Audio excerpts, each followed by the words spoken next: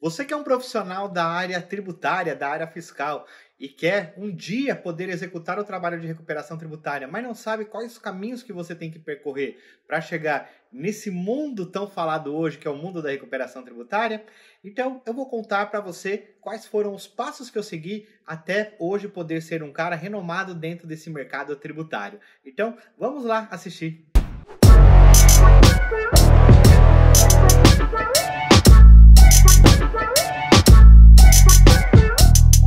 Olá, seja muito bem-vindo. Eu sou o Anderson Souza, do canal do Café Tributário. Você já deve me conhecer, mas se não conhece, seja muito bem-vindo aqui no nosso canal. E antes de eu começar esse vídeo para te explicar o passo a passo que você tem que realizar no mundo tributário para que você comece como auxiliar e chegue a ser um dia um profissional que vai executar o trabalho de recuperação tributária, eu gostaria que você deixasse os seus comentários no final desse vídeo, dizendo se você gostou ou não gostou, deixando as suas dúvidas. Gostaria também que você deixasse o seu like, isso é muito importante para nós, e também compartilhasse esse vídeo, pois se vai fazer diferença para você, pode ajudar muitas outras pessoas.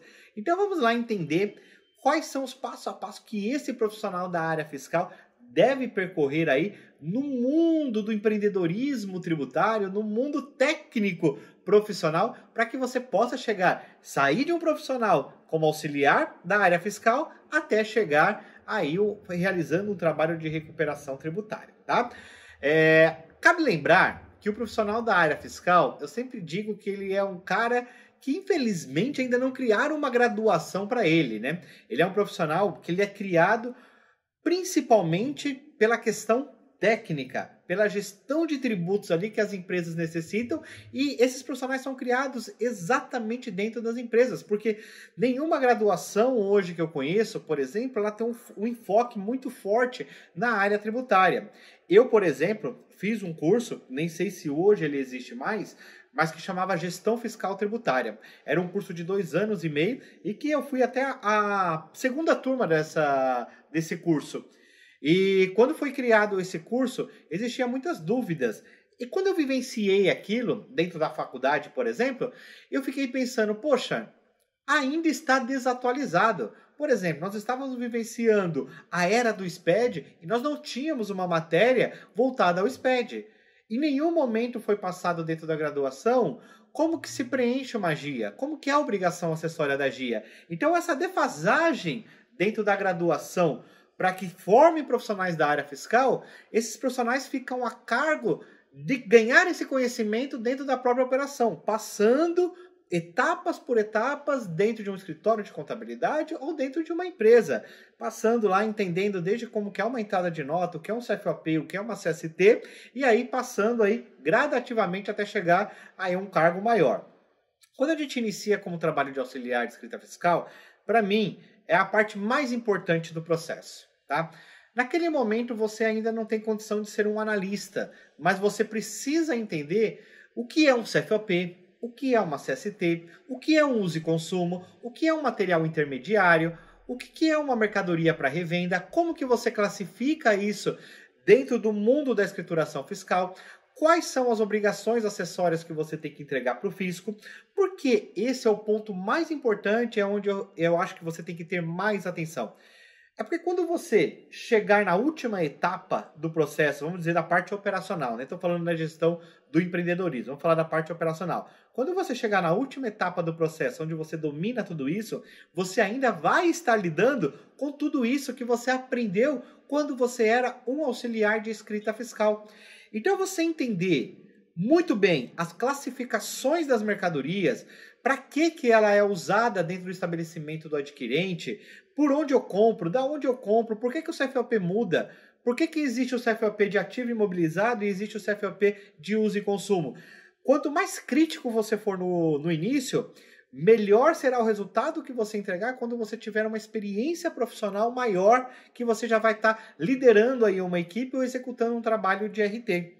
Vou dar um exemplo para você. Por exemplo, você pegou hoje uma empresa para fazer uma recuperação tributária. E aí você analisou essa empresa não se acreditava do ativo imobilizado.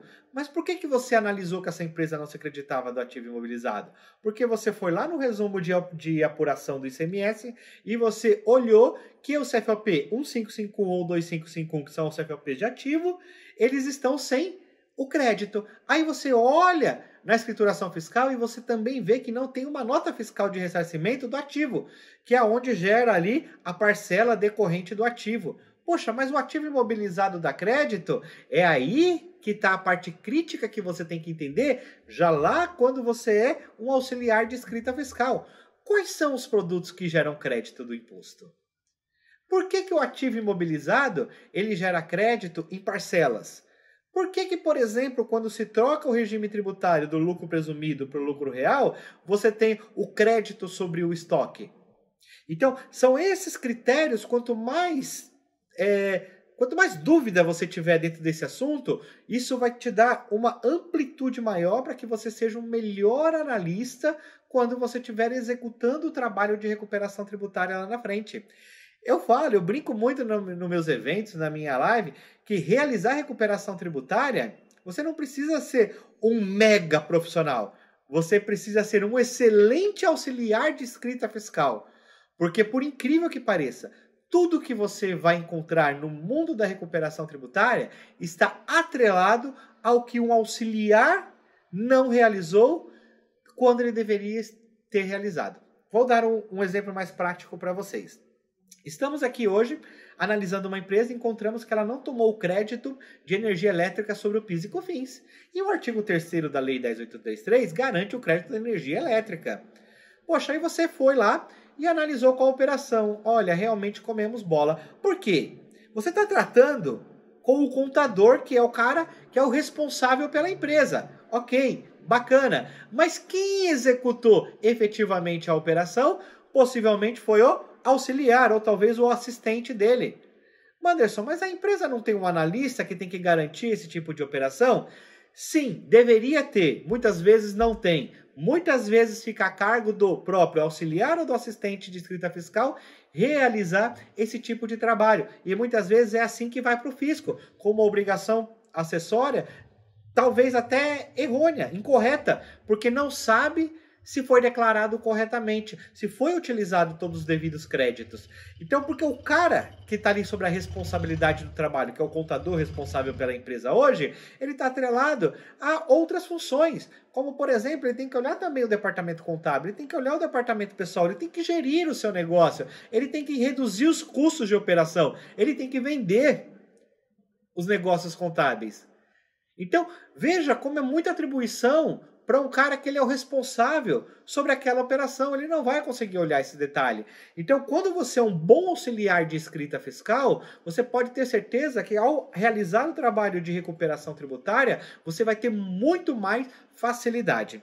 Dentro do meu negócio, que é a arte fiscal, e até mesmo da equilíbrio contábil, a gente prefere trazer uma pessoa que ela tenha um engajamento forte no aprendizado, que ela seja uma pessoa mais dedicada, mais esforçada, que aprende rápido e com clareza e com vontade, do que a gente trazer profissionais prontos.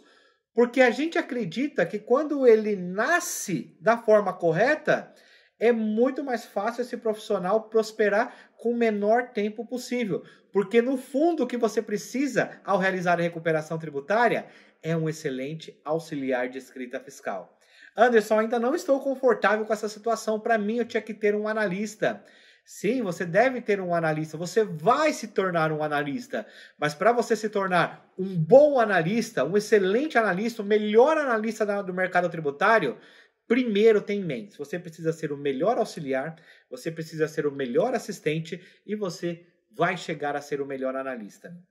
Quando você estiver nessa posição de ser o melhor analista, você sabe qual é a única coisa que vai mudar na sua cabeça? É que a partir desse momento você vai começar a gerar negócios. E ainda vou além.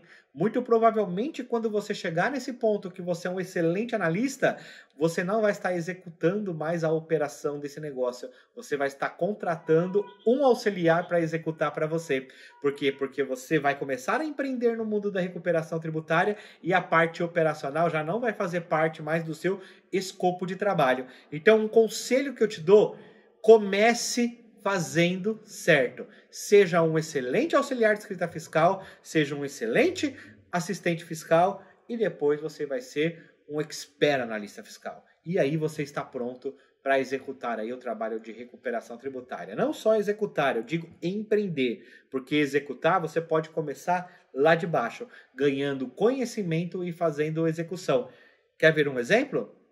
Hoje, se eu virar aqui para um auxiliar de escrita fiscal e falar, olha, eu vou apurar o crédito do PIS e COFINS monofásico, você retifica o PGDAS para mim? É muito mais fácil, 90% das pessoas que são auxiliares vão saber preencher um PGDAS. Sabe por quê?